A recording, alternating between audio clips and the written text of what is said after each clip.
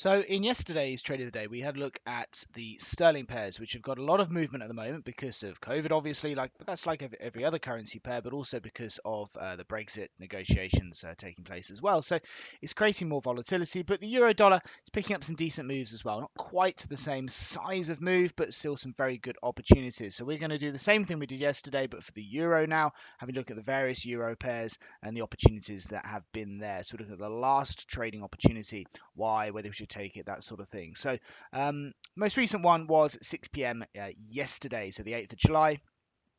And there was a nice buy trade there. And what we're looking for is this line cutting through these candlesticks here, turning from green to red or red to green to identify that turn or that change in direction. So this suggesting a turn up in the market and an entry there on the close of that candlestick at 113.35. What we're looking for, we slow down this indicator here on the 4-hour chart just to desensitize a little bit for the 2 a.m. candlesticks, which is required.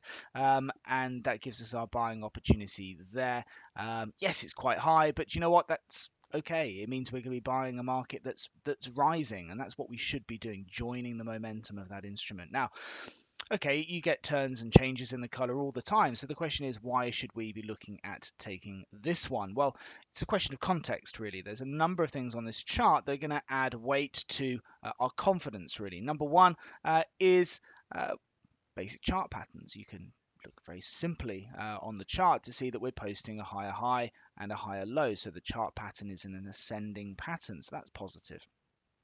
We also can look at this line here that's blue at the time of this candlestick, suggesting an upward trend too. That's what we call the intermediate trend. When it's orange, it's suggesting a downward trend. So therefore, the bias would be on short trades, but the bias is, when it's blue, is on buy trades.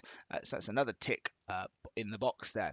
And looking on the far left-hand side, you can see the green arrows here as well. So the daily trend is up, the weekly trend is up. So really the path of least resistance, we've got 4 factors there saying, hey, this supports the idea of buying this market. So, and what we saw from there, buy trade, sort of held steady for the overnight, and then a good rally into this morning's move there. So really nice profit on this opportunity.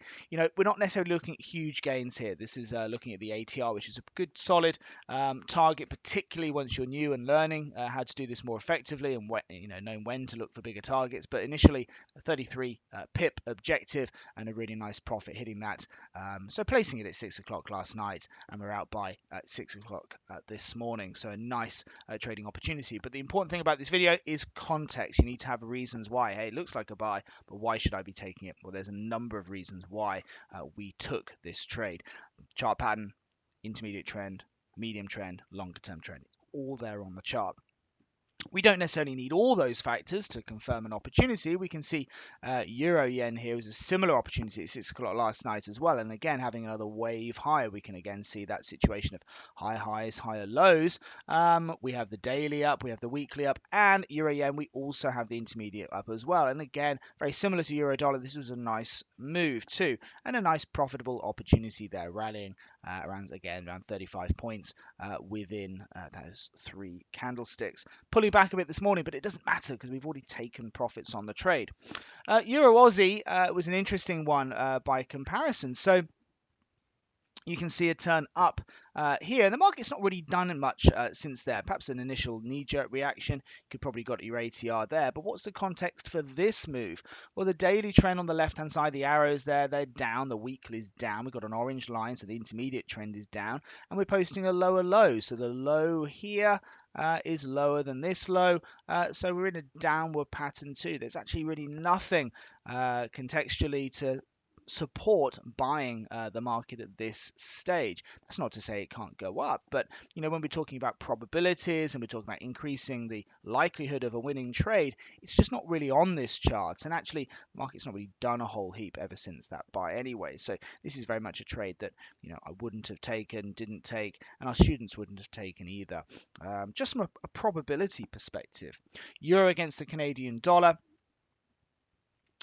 Conversely, there was a buy here at 10 a.m. on the 6th of July. Let's just zoom into that one. And what are we seeing here? Well, we're seeing the weekly up, and we're seeing an ascending chart pattern too, because we're seeing a higher low. So this low here is higher than this low here, suggesting that a new pattern is starting to form. And that doesn't, yeah, absolutely. You see the market then go on and post new highs, and that's what we get. We now got higher highs. We're in a very strong ascending pattern at the moment. So, but a nice buy trade, and literally from 10 a.m. through to 2 p.m. That's a rise of around about 70 odd pips there, more than enough to hit our average true range for a profit. Euro sterling.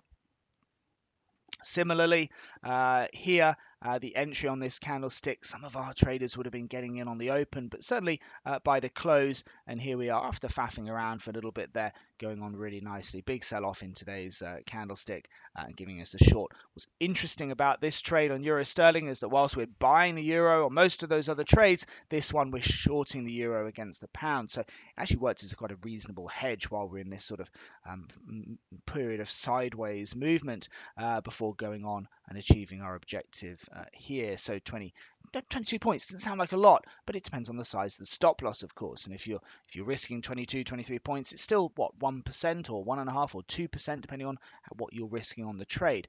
And what's supporting this trade? Well, the daily trend is down. You've also got the intermediate down. It's turned from blue to orange, so that's suggesting a downward direction there too.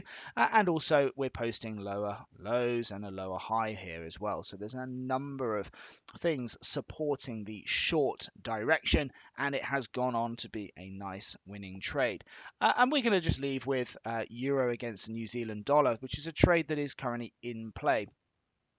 You know, it's not looking great. You know, we've been in it for quite some time, but like euro sterling, we're just getting it moving back towards a decent opportunity. This is a sell. Lower low, lower high. We've got the intermediate trend down. We've got the daily trend down, the weekly trend down.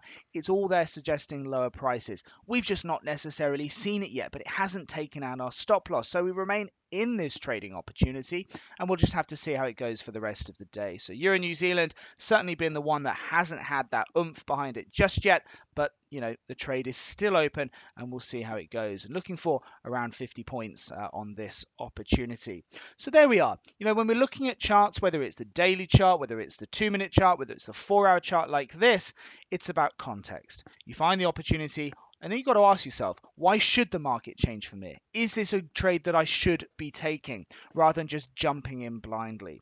You know, you look at your trends, you look at your chart patterns, you look at those support and resistance levels to give you context for the trade. You know, support and resistance, in my opinion, is much harder to do.